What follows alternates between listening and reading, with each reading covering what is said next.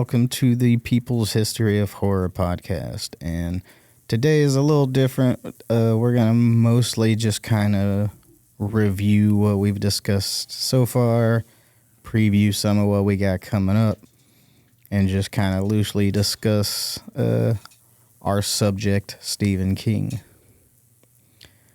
I guess the first thing is right now we're reading The Stand. We're basically done with it, but as far as the show is concerned, we're not quite 2/3 of the way through.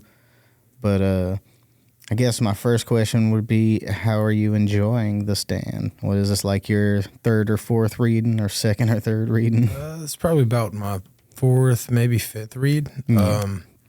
I mean, I love it every time. It's you get more detail every time. I'm learning that we have a lot more to say about it than we realized. Yeah, we do just kind of get into the we get in the nitty-gritty of it. Yeah. But, that's on us. We'll get better at that. But Well, it's also, this is definitely one of his, the best examples of his books of, like, his character work. Not just because there's so many damn characters, but, like, you really do get to know a lot about Larry Underwood. Like, you see it all the way into him. And the same thing with pretty much most of the other characters, not all of them. he but. goes into depth on so many characters in this book that, like, to the point of they feel like you're Ben Mears in Salem's Lot, like, oh, it's all about this guy. Well, no, it's not. There's the whole plethora of these characters that he does that with in this book, and I did kind of want not to get into that. Get into a little bit of that because with Salem's Lot and The Stand, those are the two big books that we've done so far. We did The Gunslinger, but that was a one episode, but these two books are like 3 episodes, and like we kind of started out with like we could do three episodes an hour a piece, and it turned out like one of those Salem's Lot episodes was over 2 hours long, so clearly we misjudged. But The Gunslinger, we got through that one episode rather well. It was a longer episode too, but like we were just discussing when we eventually get to it, and that's just as long as this one, The Stand, but I feel like it's probably going to end up, that's going to be like a 5-episode thing just because... Well, there's 5 parts of the book, just makes sense. I mean, yeah, I guess, but with, like we were saying, we got the drawing of the 3 coming up would be the next one. As far as like the Stephen King reading list, and we were just talking about that, and it got me thinking of like we had discussed the different eras of King, and I have it written down somewhere, but I don't have it with me right now. But of like how not quite on the decade mark, but like he's been around for like 5 decades at this point, just pumping out works and works. Yes. And you can tell there's like different stages of his career and like what he's interested in at the time. And having put together that little eras list thing, one of the things I discovered was he kind of tells you the kinds of stuff that he's interested in at any given decade, because he did put out one book of short stories each decade, along with usually a book of novellas. And at this point in his career, between, Carrie and I think it was Up to It, but not quite, is kind of the classic King, where he's just like focused on a singular kind of monster, except for this one, The Stand, which is kind of in a weird place in his career, and that he did put it out twice, Yeah. everything around the stand is just kind of like, here's a character that either is a monster or is haunted by a monster. Here's a little wacky adventure, which is a weird way to put it for Stephen King, but here's a wacky adventure, and it turns out however it turns out. And then he does get into like Pet Sematary and It territory, and then The Eyes of the Dragon, which is for him in that period of his career a kind of off the wall addition. Well, didn't he write that for his daughter? I mean, yeah, I think it did kind of start off as like a bedtime story for his daughter that he was working over. And then I think at some point he was like, well, I kind of like this story, and then he started writing it as a book, and it just kind of... Let me attach this to my greatest work. Yeah, it just kind of fell into place. But, I mean, that book came out between it and Misery, which that's a weird transition to make as far as like those three in a row. That's random, dude. Yeah. They're and all then there's three the amazing. Talisman was like right before all that too, which is another one that's like yeah, that's a collab. But yeah, that is a period in his career where he was, junked up the most. Because that is one thing, and well, that's another thing about his work. You can see not only like his interest throughout time and throughout his life, you can see what drug was his favorite throughout time. Pay attention. Yeah, and so, like I was actually talking with Laura's dad the other day about this. One of the things I mentioned was that because it was from his book On Writing, which is half autobiography, half writing manual. And so there's a lot of stories about his writing career and then just his life. So there's the portion of, at one point, Tabitha came to Stephen King, kind of cornered him in the living room with all his friends and family, and just dumped a trash bag full of stuff out in front of him. It was like beer cans and empty Listerine bottles that he had hidden in his room, bloody Coke spoons, just all that stuff. Yeah. And it was, it's either this or me and the kids leave. He cleaned himself up and everything. And the Tommyknockers is kind of like the result of that period where he cleaned up, and you can tell, like, I don't personally care for the Tommyknockers, and the reason I don't is because I feel like it while it's an interesting concept and he's playing around with, what could have been an interesting story, is like all the life is out of it. Like he has no spirit poured into his work, as you can see with most of his other books.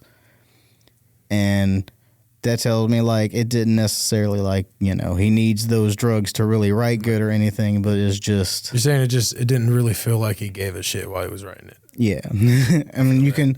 The other one that I say is like that is from Dreamcatcher, which I feel, once again, is an interesting concept. He could have really done some cool stuff. Both of them are aliens, which is weird. Yeah. But they're... Like, and you would think, like, is Stephen King writing a book about an alien invasion? This is going to be good. And then it's just kind of like he comes up with shit weasels. So I can't wait till we get to Dreamcatcher to reread it, because I've not read that book since I was in like 9th grade, maybe younger. Mm-hmm. And I remember loving it, but I was a child just getting into King and everything too. So... Yeah. I don't know how I'm going to feel about it now, and I cannot wait to find out. And I mean, because that book come about is actually during the writing of this book, like we were talking about, he started doing the whole going on walks thing. Yeah. And when we get back to the stand, I'll actually read this passage about how he got stuck on the stand and he started these walks. Well, about a decade or so later, he's still going on these walks to clear his head, think about what he's writing. he gets hit by a car. Really fucks him up. Yeah, that's an understatement.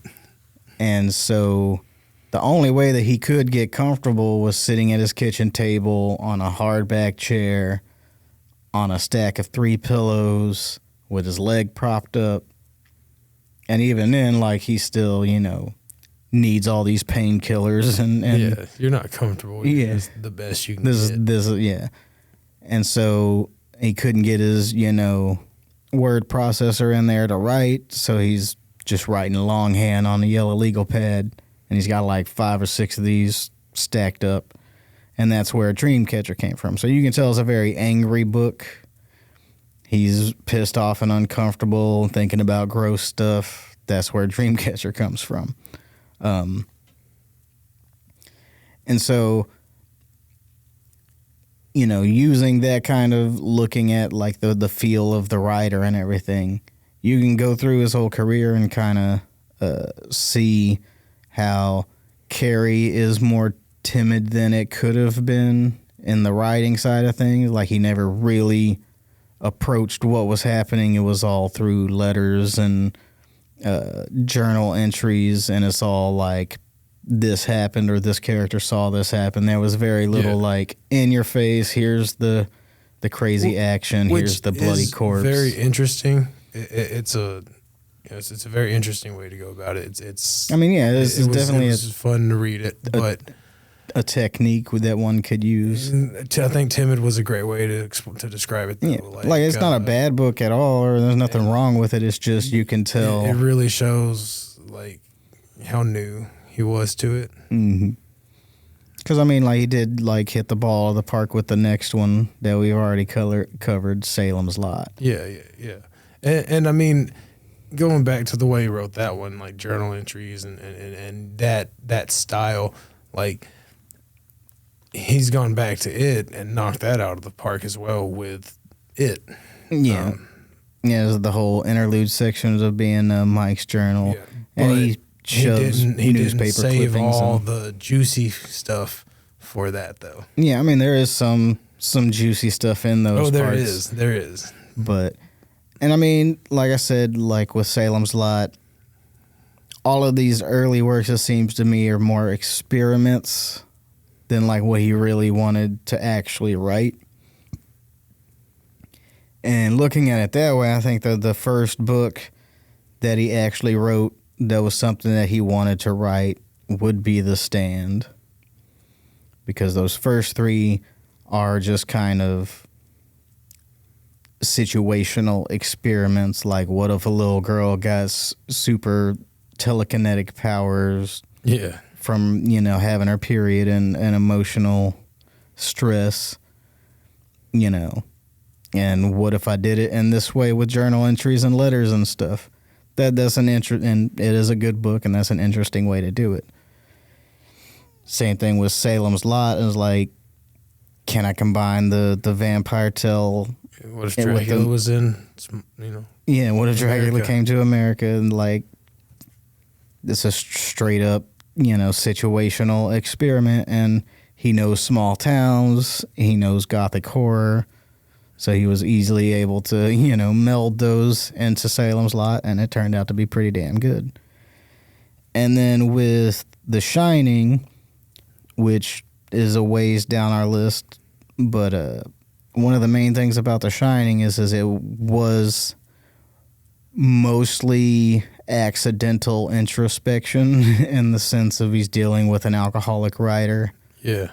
And he's an alcoholic writer. You know, he's kind of telling on himself there. Battling his ghost. Yeah, exactly. And so,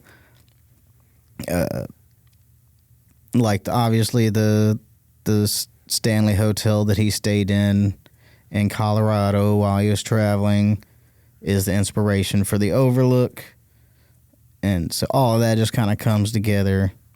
I don't know how much of the history and lore of the Overlook was taken directly from the history and lore of the Stanley. I'm sure we'll do some of that research when we get to that book and learn more about it. And possibly. It's been a while since I've read The Shining, so Yeah, it's been a few years. And so Probably 15 or more.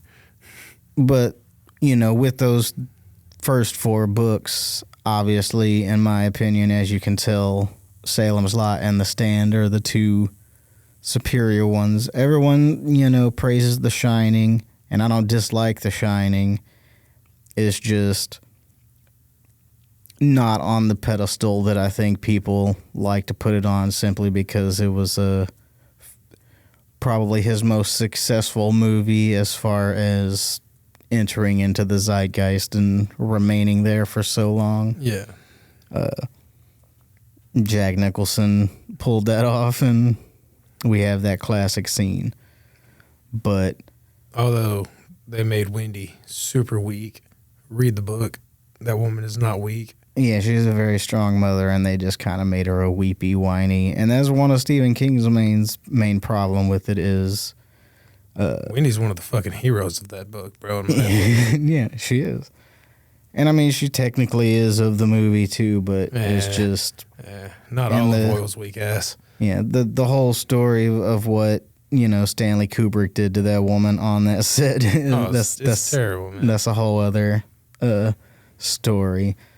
But with the actual book, The Shining, while it's still a masterpiece, as the majority of Stephen King's works are, There's better. yeah, there's better. And I still love it. Like I mean, yeah, sound like I'm not shitting trying to- on it. Like yeah. I love the book, but there are better books. Yeah. We've already covered a couple. Yeah. We're in the middle of, in my opinion, probably his best. And I mean, like, that's an argument to be had because... Although it's not my favorite to read. My favorite to read is Misery, but Well, I mean, I still think it's his best. And then that's the question, because as far as like what we've covered so far, I'm much more likely after we're going through this, list, I'm much more likely to eventually reread The Shining or even trudge through all of The Dark Tower again before I come back and read The Stand again. Yeah. Not because The Stand's a bad book, but because it's not my usual forte of what I'd like from Stephen King, although it does have one of his best villains in it.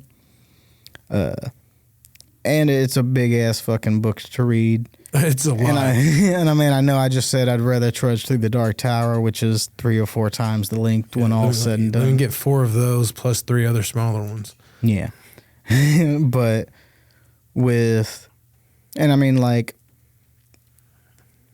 I've read it so many times before, and because I've read it so many times before, this is probably going to be the last time that I read it, at least for another couple decades, simply because So when we get to it, this will be like my 9th, 10th time reading it, and I don't need to read that many more times again. yeah, I'd say I've read it probably 1 or 2 more times than I've read The Stand, and I mean, I enjoy it. not as many times as you have, but pretty close. Yeah. And I'm right there with you of this is probably going to be my last reading of The Stand for a while. And when we get to it, it's probably going to be the last time I read it for a long time too.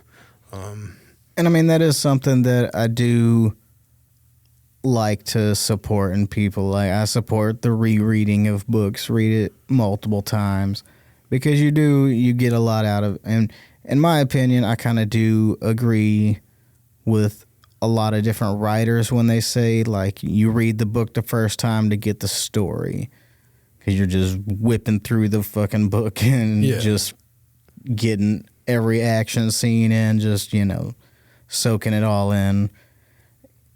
You don't really appreciate the language because you're just flying across the page. You don't like, every now and then a certain phrase will be like, hold on, I got to stop for a second and appreciate this.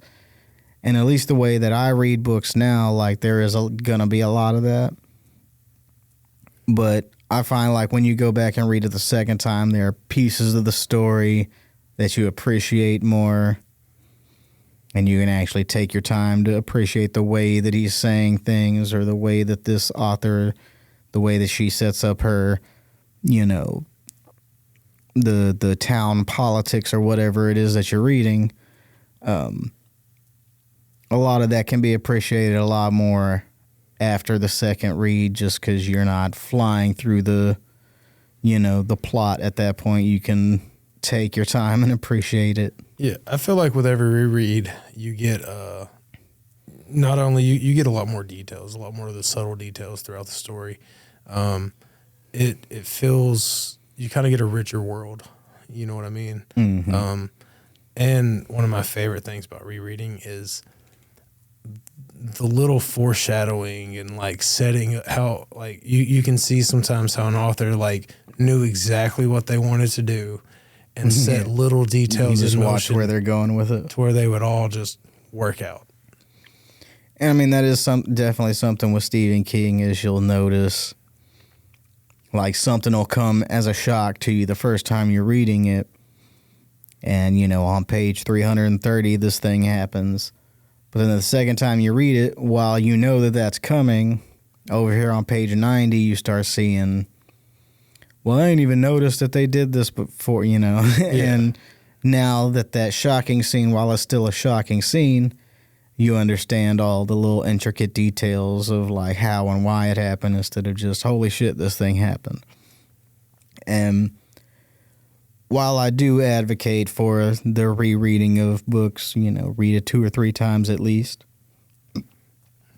I do have this problem of, at this point in my life, I've read so many different books, and I've read so many of them multiple times. Like I said, I've read Lord of the Rings like around 10 times. I've read the Dark Tower series 5 or 6 or 7 times. I don't even know at this point. I've read Harry Potter a shit ton of times. And while some of those I can say, like, I probably won't read Harry Potter another time just because I know everything I need to know about Harry Potter, and I've lived in that world long enough. It's like, and it'll probably be, unless we cover it on here, it'll probably be, another decade or so before I bother to go read Lord of the Rings again, just because there's a wonderful fucking adaptation movie that takes, less than half the time of sitting down and reading all those books again. So I'll just sit down and watch it at least once a year. Yeah. And so like I stay in Middle Earth, so I already know what it's like. So I don't necessarily need to, take the time that I could be enjoying a new book or something I haven't read. Like, actually, I'm reading The Godfather for the first time in my life now. Oh, yeah? Like, I've seen the movie a couple times, but I've never actually sat down and just read the book. And it's really fucking good, I will say that. I started reading it in high school, but then I had a book assignment that I had to read that book, and I was just like, oh, 2 at a time? No, thanks. Because that was me, and so well, hell, that's still me. And I mean, I had a copy back, in high school when I was collecting all these different books, going to thrift stores and stuff. And I guess I started on it, but it just didn't, the whole mob thing wasn't really I was more of the, give me some crazy monster or a lab accident, something like that. That was more my speed. And so I probably did put The Godfather down to reread Congo or something, but whatever. But with reading The Godfather now, now I've read so many classics and all of Shakespeare and all this different stuff. So the Godfather is a much quicker read than I expected it to be. Not quite as dense, but I don't know why. I guess I just expected The Godfather to be more like I don't know. I guess it's more like a hard-boiled crime than I expected it to be. Yeah. And so I like how it does kind of ride the line between a cult pulpy novel versus more established and respectable literature or whatever. And so, and I do feel like that's kind of where Stephen King kind of sits at this point, of where he did, this is going to be a weird phrase coming from me, but he brought respectability to horror, or at least he tried to pull it, in that area Yeah. of where obviously back then it was looked down upon. It still Horror was looked down dismissed. upon. Yes, it still is in a lot of ways, but that whole distinction between literary fiction and genre fiction, Mario Puzo did kind of like, like we're talking, because I mean, that book came out in the 69, right before the decade of crime, the 70s, where everything became gritty, cop novel, cop TV show, crime skyrocketed, whatever. And The Godfather was right there to lead in that era of mob movies and, you know, whatever the 70s was with their... the 70s TV and movie has the same feel that modern movies make Mexico feel like.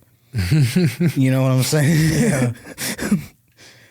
And like, because you can watch like an episode of Breaking Bad and everything will be, you know, clean, HD, but then they'll go have a Mexico scene and everything has this weird yellow tinge for some reason.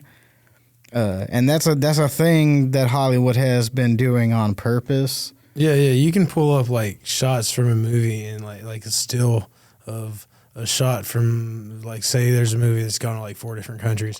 You can show the shot from each country, and like America looks super clear, and then each other fucking shot has some kind of color tint to it. Like Mexico's always yellow. If they're in like Europe, it's like a bluish tint, and like if they're in like Iraq, bro, it's like an orange. It's like an orange, like a mix between yellow, but like a bloody yellow. You know, like kind of fucked up. Yeah, and so I'm glad other people have noticed this outside of just, you know, the obviousness of it.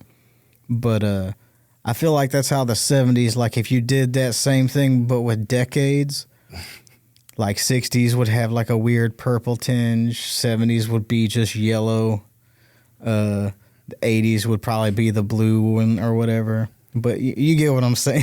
Like, I feel like the 70s, the yellow was just yellow and boring.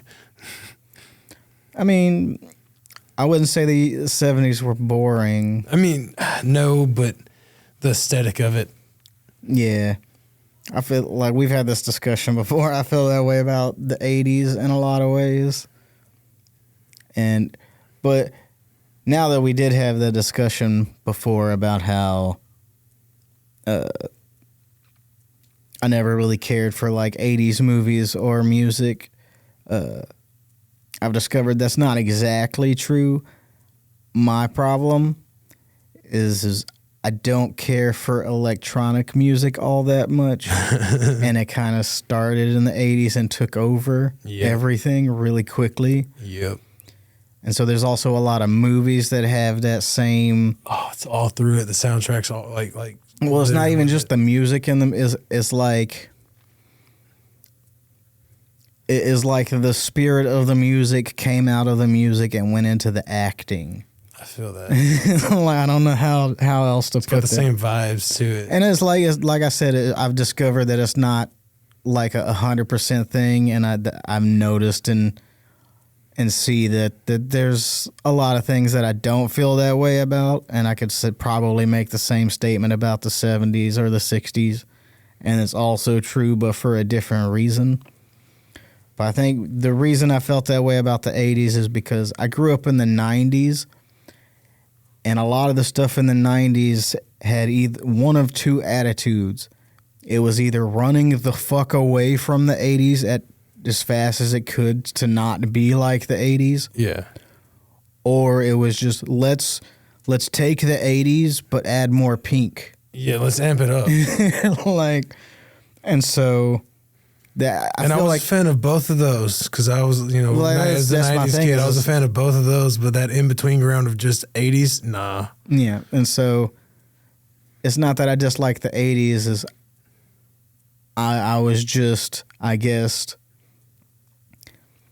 my personal taste and what I was offered in the 90s and the early 2000s was more of the running the fuck away from the 80s. Yeah. Than the other side. But I mean, having grown up and like delved more into the culture of the 80s and what was going on and some of the stuff. Like, I like Van Halen. I like Jason Voorhees and Your Shirt, Nightmare on Elm Street.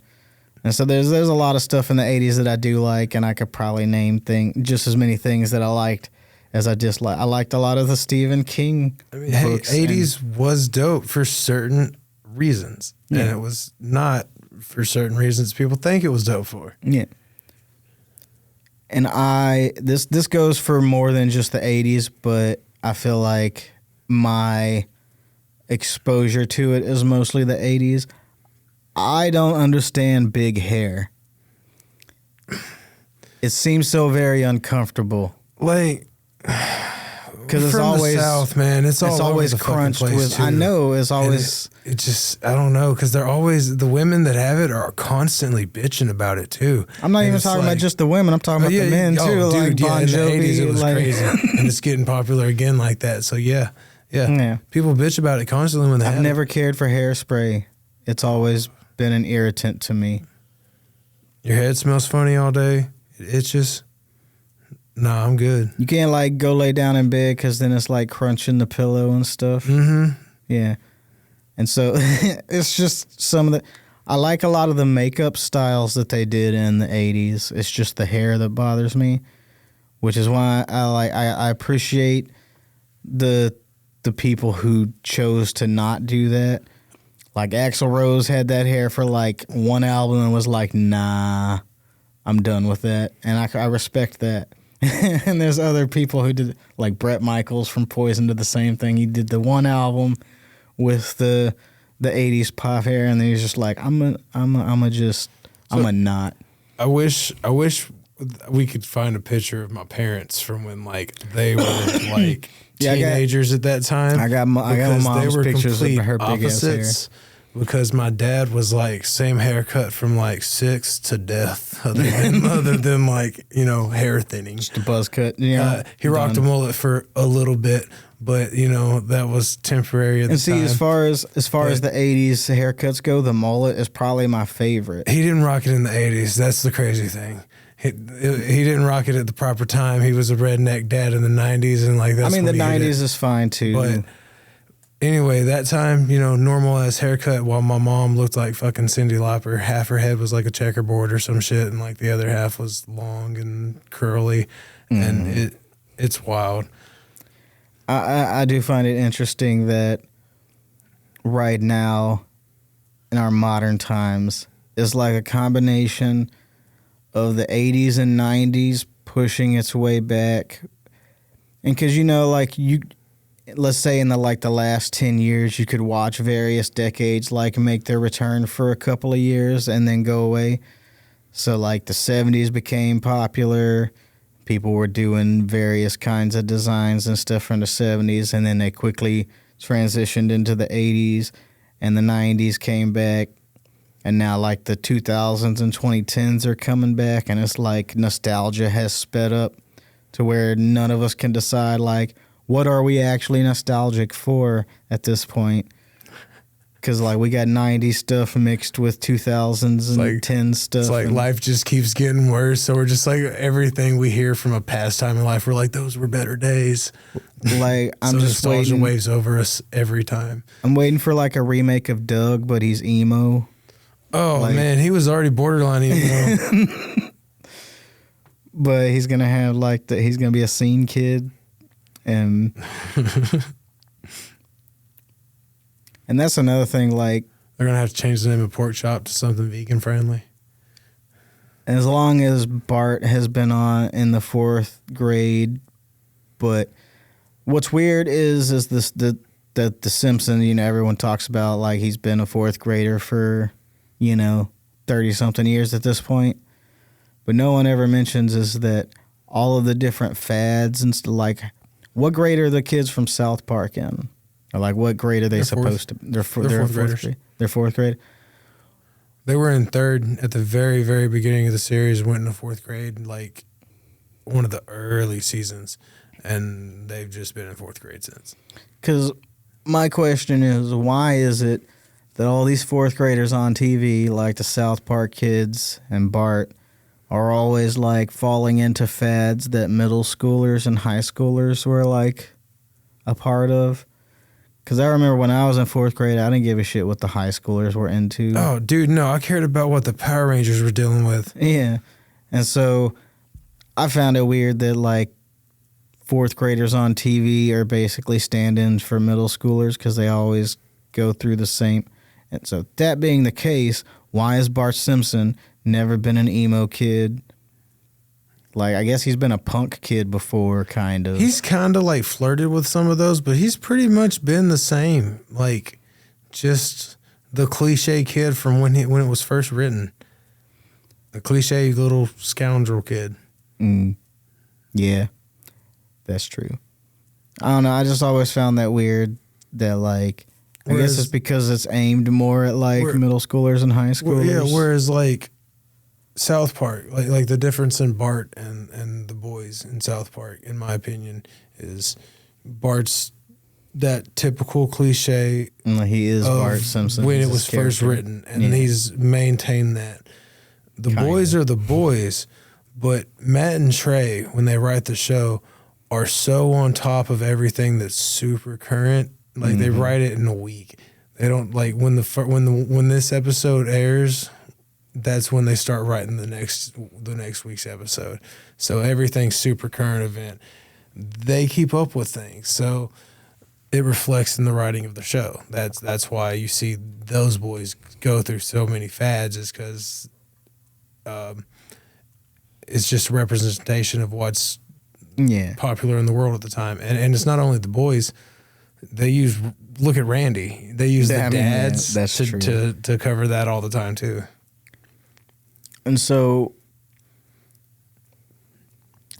our next episode is going to be a Blunt Talk episode where we talk about sitcoms.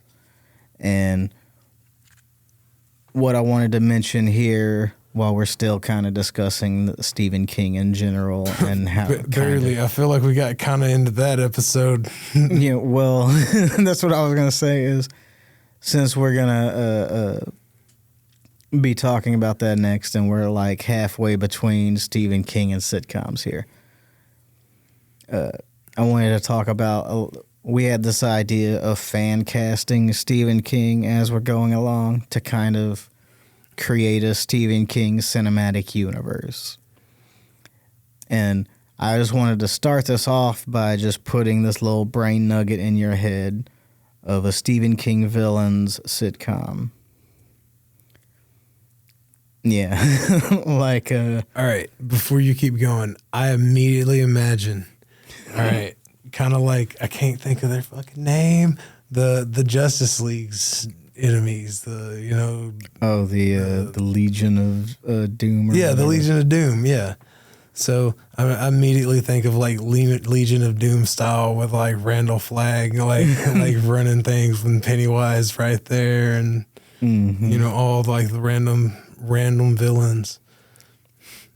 I was thinking like bullies are the minions. A Three's Company with Carrie living with Randall Flagg and Pennywise, or should it be Annie Wilkes living with Randall Flagg? Oh my God, Randall Flagg's all beat down after the stand, and Annie's just nursing him back, and like, yeah, I guess it would be. I don't think Pennywise should be the roommate. He should be like kind of like how Don Knotts just popped in every now and then.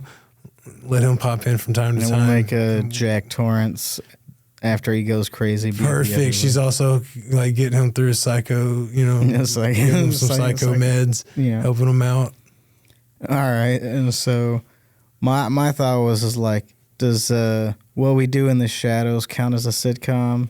Absolutely does. Okay. It's a weird one, but it absolutely does. Something like that, but instead of the vampires, more of a Stephen King villains thing. Okay.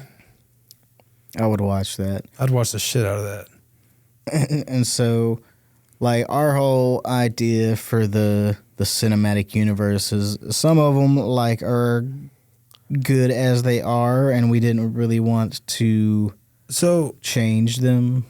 our idea was like, we're gonna take, I think we agreed upon just one thing, and go ahead and grandfather it in, and that's the remake of it, chapters 1 and 2. Yeah. We'll go ahead and bring that in as is. They did a great job. It wasn't a perfect adaptation, but it was modernized, and it's what they great had for to what do. we need to do. Yeah. We're also going to go ahead and throw out the ground rules of like, we would want Mike Flanagan to run this. Oh, yeah, so he's in charge for sure. His work is astonishing in my So opinion. the couple of Stephen King ones that he's already done, those ones are also, we'll just go ahead and grandfather those yeah, ones like you in. got Gerald's Game, even though it's nothing to do with the Dark I mean, Tower it's stuff, still but there. whatever.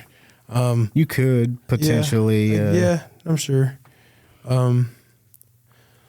But what we're going to do is at certain points, we're going to kind of stop and give you guys episodes where we're going to most likely just review adaptations that have already been out, give you our thoughts on those, and then give you our casting for our that piece preferred- of work. yeah. And we'll keep up with it as we go to make sure that we do not double cast actors. There may be a couple of exceptions that we'll get to when we get there and explain why.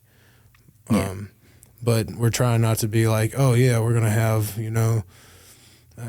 mine's going blank here. I can't think of a great actor, but Well, I mean, we're not gonna put Nick Cage in every fucking movie. we agreed that while the Dark Tower movie that they did come out with was extremely disappointing, it was a bad idea. They shouldn't have tried to jam 7 or 8 novels worth of story with 8 or 9 other novels connected to it, all of that into one hour and a half movie. Like, We might keep some casting of adaptations that we want to trash. yeah, I was gonna say, like, while that movie is not good and should just be forgotten, there is one guy in that movie. I'm gonna go ahead and throw it out there. Fuck it. I cannot read any book with Flag in it and not think about Matthew McConaughey Yeah, he killed while I'm it. reading it.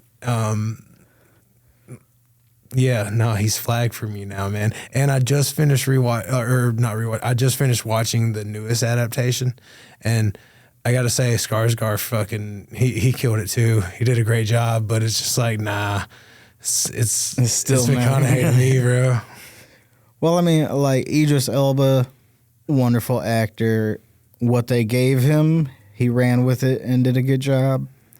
But it was mostly a script and direction problem. Like, they tried to do too much with too little, and they tried to do too one little with too movie much. to cover 8 books with multiple tie-ins. Yeah. Like, come on, bro, you can't do that. And you just, like, forgot many of the extremely important characters. So you lose all the spirit and the entire purpose of the entire story. Like, you by should have just done the Gunslinger. Yeah. You wanted just Jake and Roland. Well, there you go. It's just Jake and Roland. Like, you got your cast. And I mean, if they wanted to, they could have just done the Gunslinger. We've already covered this book. Like, enough happens to hold a movie down as far as plot and excitement and all of that. Yeah.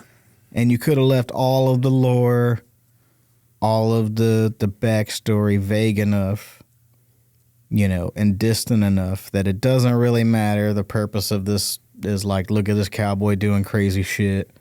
Look at this wizard doing crazy shit. I think Change their conversation at the end to fit this one story, and then boom. Yeah. So, yeah, and in my opinion, what they should have done, honestly, start with the Gunslinger, but don't start with with a movie like that. It needs to be kind of a mini series like it was in the 90s. Give you a one night, then the next of like an hour and a half episode, one long episode of the story, and then wrap it up at the next night. That I think that's a perfect book for an adaptation like that. Well, I mean, when Ron Howard was when he had the rights and he was in charge, like his whole plan was, we would have seen the Spaniard as the gunslinger. That, oh man, that would have been so fucking dope. It was gonna be like he already had Russell Crowe signed up, and like there was several other people signed up, but the whole premise is he was gonna do 3 big spectacle 3-hour movies and 2 TV special events in between those 3 movies to kind of bridge them. Yeah. And he was going to put everything that he could into it. And with Russell Crowe as Roland Deschain, which would have been sick. Yeah. And yeah, like the only thing that he couldn't find was production to back it. He even had some of his crew like lined up to like it was gonna be ready to go. And then he got attached to a couple of other projects while he was shopping this whole thing around. It was being written by the guy who eventually ended up writing what they gave him to work with, and he's even come out as Akiva Goldman. He's even come out and been like, "Yeah, that whole process was garbage. He didn't even like what he eventually put out, but you know, you can only do what you can do." Yeah. Which has got to be crazy. Like if you start a project with the idea of you're going to write 3-hour long scripts and then 2 TV specials of this huge 8-novel epic with all these other little movies/books that are attached to it. And then after 10 years of this project, you get told, it's 1 movie, figure it out. Like, I'd quit, I'm sorry. So the fact that he even stayed around, yeah, good on him, I guess. Yeah, no, I'm giving you like a 20-minute episode worth and be like, guess you can figure out filler. Yeah. And so, but as far as our idea, we're just going to say a movie per book, all of them, massive universe. And we'll start with the Bill Skarsgård. And just because I'm going to be nice, we're going to make Matthew McConaughey be the Man in Black. And the other Skarsgård be Randall Flagg. I can dig that. And so I can dig that. The more you read and discover about that character, yeah, the more it makes sense for that to work so well, to be honest. Yeah. Because I mean, so they look enough alike and close enough that it works. Yeah, I'm down for that. So we're gonna just go ahead and put them in for Flagg/Man in Black, and we're gonna grandfather in the It movies. Other than that, we'll cast as we go.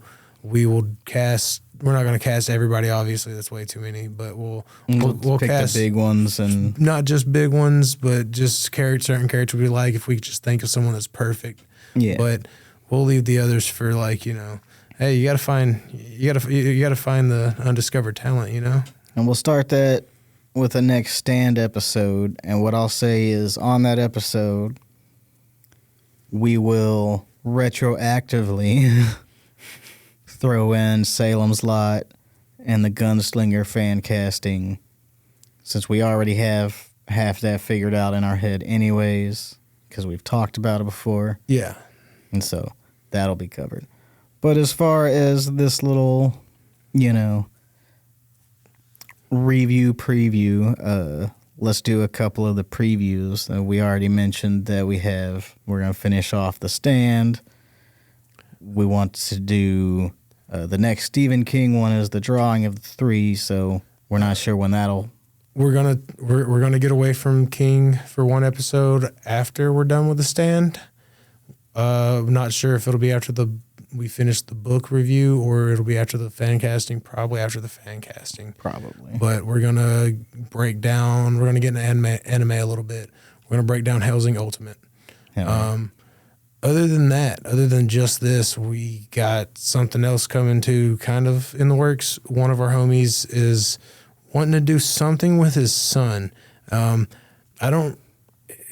We haven't talked to him much. We haven't got much details yet. I think it's like a bedtime story that he's been working on with him. I'm not even sure, man. But anyway, we're gonna work with him on getting some content out on our channel with him. And I know my nephews want to do something, so we're probably gonna have some kind of kids content coming out. We'll let you know more when we know more. Yeah. And as far as other books and stuff, we wanted to do the fan casting episode, and we had previously thought about throwing in some short fiction that's related to all of this. And my initial thing was to cover the 3 stories from Night Shift that are related to the stuff we've already covered. And so there's like Jerusalem's Lot, the short story. One for the Road and Night Surf. One for the Road and Night Surf. They're related to Salem's Lot, obviously, and The Stand. But here's the problem. If we get into those, let's just get into the whole damn thing, because that book is full of bangers. Yeah, and so what I mentioned earlier about being able to tell, the era and what he's interested in. While our list is not at all a perfect timeline, I do feel like there's certain short story books we can kind of plop in at various points throughout the time that kind of give us a different kind of feel of King. So like Night Shift is more classic horror. Skeleton Crew is more, we're getting weird now. Y'all know Children of the Corn. Yeah. Nightmares and Dreamscapes is very much, we're going to keep it fucking weird. Anyway, we'll get into that when we get there. Yeah. And so I just wanted to bring up like Night Shift is one. So if you want to, and it is a perfect introduction to King, short little stories, various It really kinds. is. It's great. It's great for beginners. It's a lot of great short stories that you'll probably know several of the stories.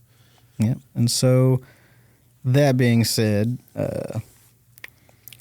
I hope y'all stick around with us here at the People's History of Horror and start reading your own horror, and send us some suggestions of stuff that, like, if you never heard us mention something and you're really into horror and it's something that you like and we've just never mentioned it at all. Absolutely. We started this for me personally to dive deeper into the Dark Tower for my love of it. So if there's anything else that we haven't discovered that y'all think we would like, that y'all love, absolutely send it to us. We'll try to fit it in whenever we can, and we'd love to get into that and find out what y'all are into. Yep.